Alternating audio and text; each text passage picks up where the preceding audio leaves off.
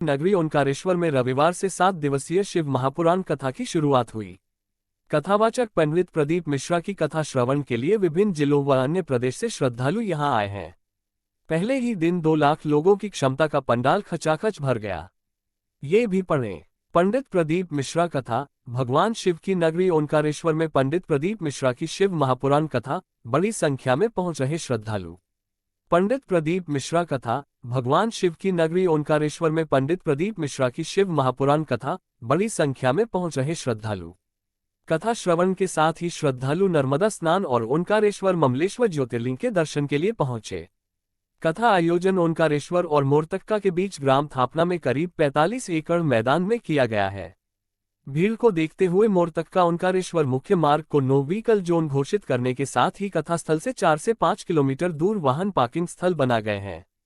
ओंकारेश्वर जाने वाले वाहनों को सनावद से परिवर्तित कर भेजा जा रहा है। शिव महापुराण का एक एक शब्द कल्याणकारी। कथाकार पंडित प्रदीप मिश्रा की शिव महापुराण कथा में रविवार को शिव भक्तों का जनसैलाब उमड़ पड़ा। कथा श्रवण के लिए 2 दिन पूर्व ही सुदूरवर्ती प्रांतों के लाखों शिव भक्त कथा स्थल पर जुटने लगे थे। शनिवार रात ही 2 लाख की क्षमता वाला पंडाल भक्तों से खचाखच भर गया था। रविवार को कथा के आरंभ में विधायक सचिन बिरला और विधायक नारायण पटेल ने शाल श्रीफल भेंट कर पंडित जी का भावभीना अभिनंदन किया।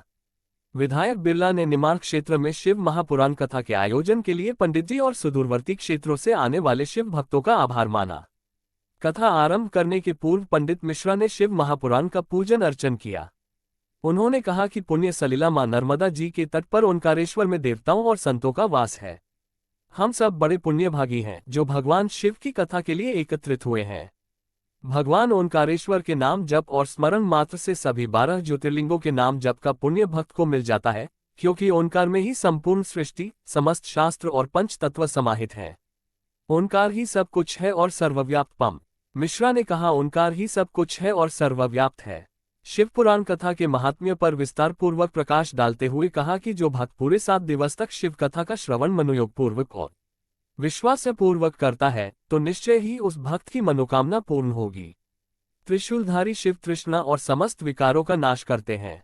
यदि शिव पर जल चढ़ाने जा रहे अथवा जल चढ़ा कर आ रहे भक्त का भी दर्शन हो जाए तो अनेक पापों का नाश हो जाता है। वह भक्त सदैव आगे बढ़ता जाता है और बड़े पुण्य का भागी होता है। सारी समस्या का हल 1 लोटा जल। पम मिश्रा ने कहा कि सारी समस्या का हल 1 लोटा जल। इसलिए प्रत्येक भक्त को रोजाना विश्वासपूर्वक शिवजी पर जल चढ़ाना चाहिए। पंडित जी ने कथा स्थल के आसपास के निवासियों से बाहर से आने वाले भक्तों की सेवा करने का आह्वान किया और कहा कि शिव भक्तों को पानी पिलाना और उनकी मदद करना भी बड़े पुण्य का कार्य है। कथा के दौरान पम मिश्रा द्वारा गाए जाने वाले सुमधुर भजनों पर शिवभक्त भावविभोर होकर नृत्य करते दिखे।